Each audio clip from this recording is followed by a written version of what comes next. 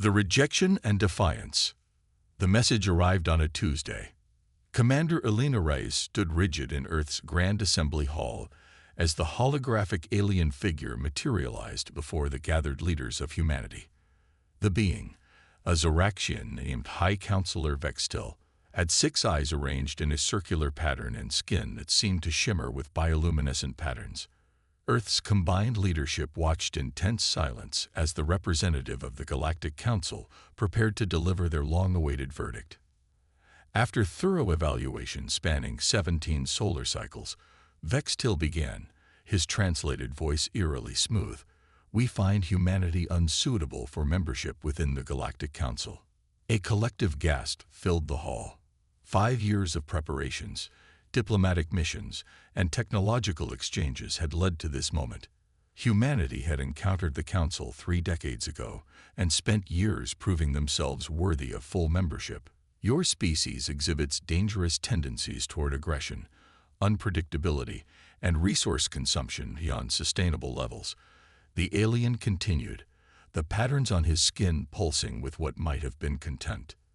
"You are hereby restricted to your solar system until such time as these fundamental flaws have been addressed.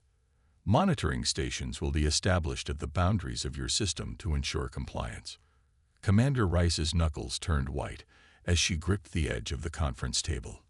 As head of Earth's United Defense Force, she had overseen humanity's military preparations for joining the galactic community. Now, with a few cold words, they were being caged.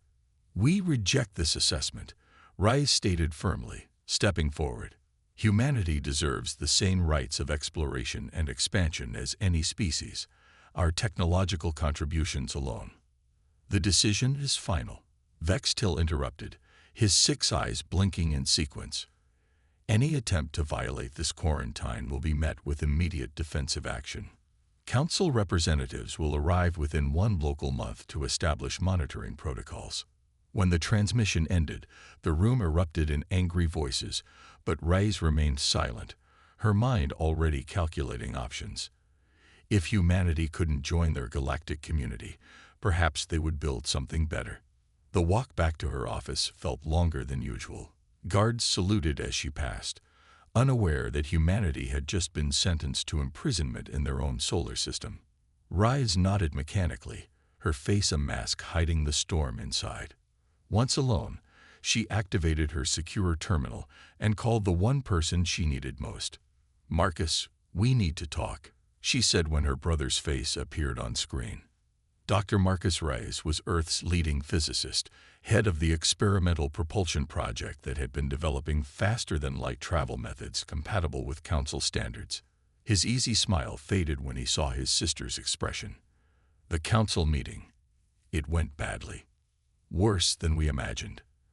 They'd banned us from leaving the solar system. Forever." Marcus's expression hardened. "They can't do that. They already have. Monitoring stations will be set up within the month."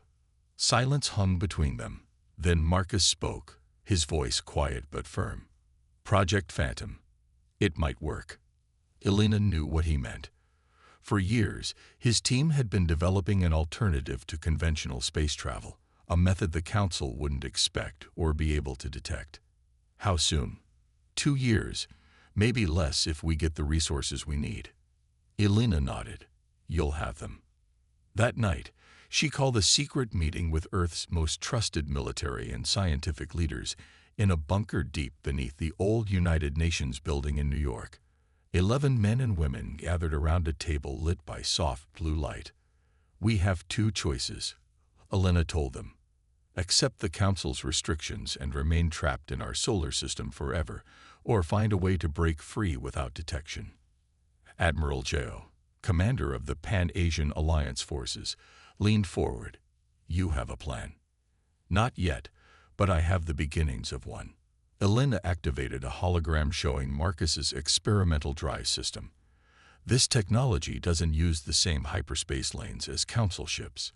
If we can perfect it, we could travel undetected." "And then what?" asked President Adeyemi of the African Union. "We establish colonies and hope they don't notice," Elena admitted. But eventually we build something strong enough that when they do notice, it won't matter. The room fell silent as the magnitude of what she was suggesting sank in. "You're talking about defying the most powerful organization in the galaxy," said Dr. Singh, Earth's senior xenobiologist. "Yes," Alina agreed. "And they just told us we're not good enough to join them. I say we prove them wrong." The debate lasted through the night. By dawn, a vote was taken. The decision was unanimous. Humanity would not accept its cage. 3 weeks later, the Terran Alliance was formed with Commander Reyes as its military director. Publicly, Earth's governments pledged to respect the Council's decision while focusing on internal development. Privately, resources poured into Marcus's quantum drive project and other technologies that might help humanity escape. The Council's monitoring stations appeared at the edge of the solar system as promised, massive structures with sensors capable of detecting any conventional spacecraft attempting to leave. Council representatives arrive monthly to inspect Earth's shipyards and research facilities, making sure humanity wasn't developing forbidden technologies. Alina met with them each time, smiling and cooperative. Meanwhile, deep in underground facilities on Mars and Europa, the real work continued. 1 year after the ban, Marcus's team achieved their first breakthrough. A test probe vanished from their lab and reappeared 2 light minutes away. The quantum tunnel worked, briefly connecting 2 points in space without traveling through the space between. "It's still unstable," Marcus explained to his sister during a secure call. "And the energy requirements are enormous. But it proves the concept."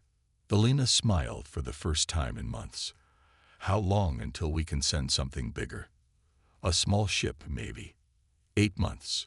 "But Alina, there's something else." The excitement in his voice made her sit up straighter. The probe picked up a signal, very faint but definitely artificial. "And it's not Council technology. Another species." "No, the signal is old. Very old, billions of years maybe. And it's coming from a star system about 15 light years from here. A system not on any Council maps." Alina felt something she hadn't experienced since before the Council's verdict. Hope. Not just for escape, but for discovery. "Keep this absolutely secret," she ordered. "Not even the Alliance leadership can know yet." The next 6 months were the hardest of Alina's life. Council inspections intensified as if they sensed something was happening. Twice, inspectors nearly discovered hidden research facilities.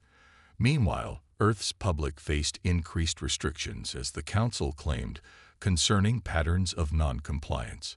Food shipments from Council agricultural world slowed, then stopped entirely. Medical technologies were withdrawn. The message was clear: submit completely or suffer.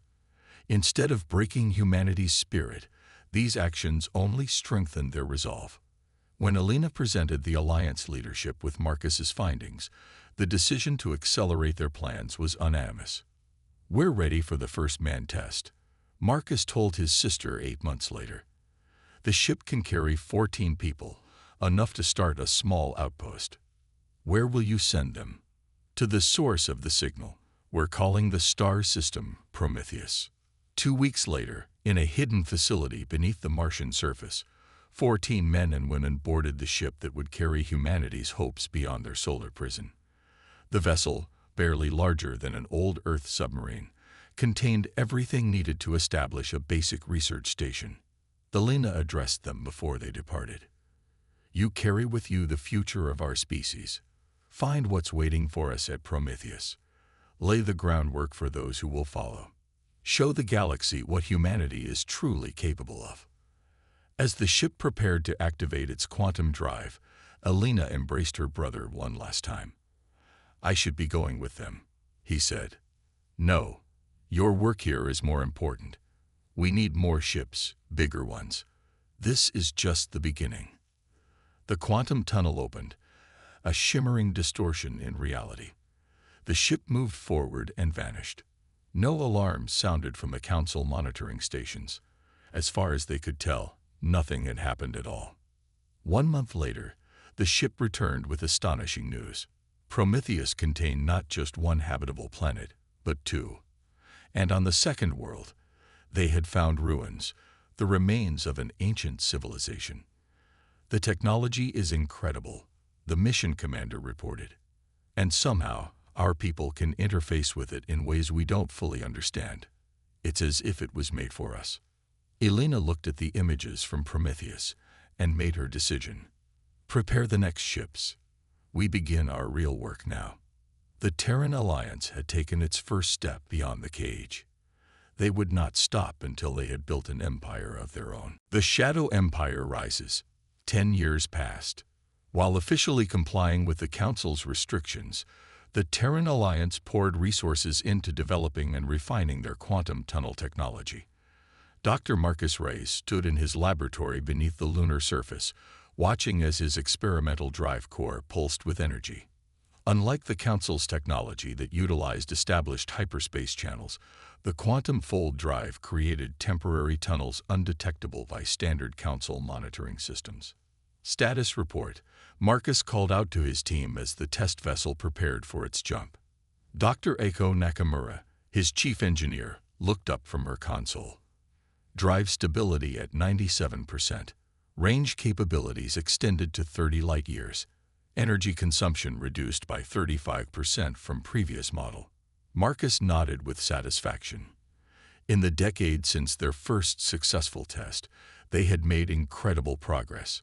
What had begun as a desperate act of defiance had evolved into something far greater than any of them had imagined.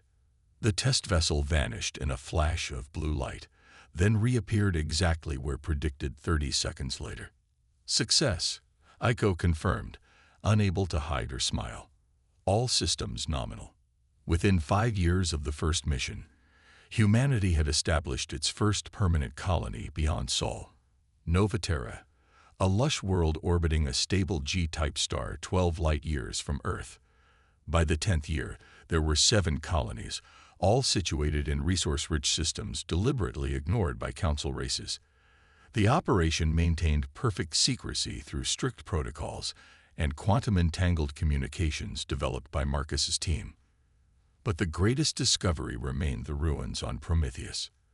Dr. Sophia Chen, head of the xenorchaeology team on Prometheus, had made the breakthrough that changed everything. The technology responds uniquely to human neural patterns, she reported during a secure transmission to Lunar Command. It suggests a connection between humans and these precursors that no other known species possesses. The human colonies organized themselves into what became informally known as the Shadow Federation, an alliance of worlds unseen by the Council, yet growing more powerful with each passing year. Marcus brushed a strand of gray hair from his face as he watched the latest colony ship disappear into the quantum tunnel. 10 years had changed him. Lines now marked his once smooth face, but his eyes still held the same determination they had when he'd first developed the quantum fold drive. "That's the 5th ship this month," said Eiko, now his assistant director. "Nova Terra will have 3,000 more colonists by tomorrow." "And the Council?" Marcus asked, his eyes not leaving the spot where the ship had vanished. "Their inspection team just left Mars. They suspect nothing." Marcus nodded with satisfaction. The inspection teams had become routine over the years. Board Council officials checking boxes, never imagining that humanity had expanded to 12 star systems right under their noses. Later that day, Marcus attended the monthly Shadow Federation meeting. Unlike the early days when these meetings happened in bunkers, today's gathering took place in a gleaming conference room beneath the lunar surface. Holographic displays showed representatives from every human colony. Commander Elena Reyes, now Admiral of the Shadow Fleet, opened the session. Report from Prometheus. Sophia Chen stepped forward, her face appearing on the main display. "The integration is complete. We've successfully merged precursor tech with our quantum communication network. All colonies now have real-time communication, regardless of distance." Murmurs of approval filled the room. This was a breakthrough even the Council didn't possess. Their fastest communications still experienced delays over long distances. "And the neural interface?" Elena pressed. Better than we hoped, Sophia replied, her eyes shining with excitement. 30% of humans can directly connect with precursor systems. We're developing training programs to increase that number. Marcus watched his sister's face. 10 years ago, she had gambled everything on humanity's escape from their solar prison. Now her vision had become reality, far beyond what any of them had imagined. The meeting continued with reports from each colony. Nova Terra had doubled its food production. Hyperion had discovered new mineral deposits. Each report showed the same pattern: growth, discovery, progress, all hidden from Council eyes. When the meeting ended, Marcus found himself walking beside Elena through the lunar corridor. "You should visit Nova Terra," he told her. "See what you started." Elena shook her head. "Too risky. The Council still watches the old guard too closely." It was true. The original leaders of the Shadow Federation rarely left Sol System to maintain the illusion of compliance. Their absence would raise questions. "Then at least come see the new drive test tomorrow," Marcus insisted. 5th-generation quantum folding. Twice the range, half the energy cost. Elena smiled. "That I can do." The next day, in a chamber deep beneath the lunar surface, they watched as the experimental vessel prepared for its jump. This ship was different, not designed for colonists but for exploration. Faster, stealthier, able to push farther into unknown space. "Begin countdown," Marcus ordered. The ship's drive core glowed brighter than any previous model, the quantum field expanding to create the tunnel that would let the ship slip between points in space without traversing the distance. 3, 2, 1. The ship vanished. "Perfect. Expected return?" Elena asked. 6 hours. They're going beyond our established network, looking for new worlds, new resources. Elena nodded, her eyes thoughtful. "And perhaps new allies." The statement surprised Marcus. "Allies? You mean contacting other species?" "Eventually. We must. The Council doesn't represent all intelligent life in the galaxy. There must be others like us, species deemed unworthy or unknown to the Council altogether." This was new thinking. For 10 years, the Shadow Federation had focused solely on expansion and staying hidden.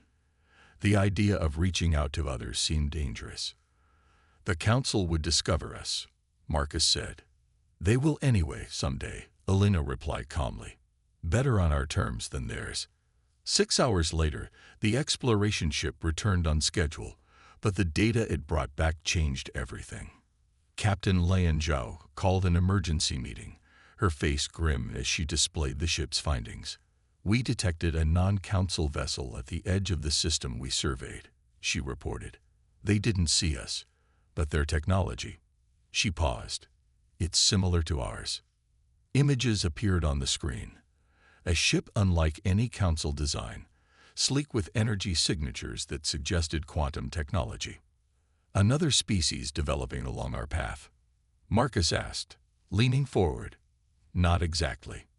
Zhao pulled up another image, a close view of markings on the ship's hull. Though alien, they were eerily similar to the symbols found in the precursor ruins on Prometheus. Elena's eyes widened. "They're connected to the precursors too." "It appears so," Zhao agreed. "And they're not part of the Council." Their ship avoided a Council patrol just as carefully as we would have. The room fell silent as the implication sank in. "We need to make contact," Elena said finally. "Carefully," Marcus warned. "It could expose everything we've built, or it could give us the ally we need." Elena turned to Sophia. "Can you use the precursor tech to communicate with them? Something the Council wouldn't detect." Sophia thought for a moment. "The neural patterns, if they connect to precursor technology the same way we do, we might be able to send a signal only they would recognize."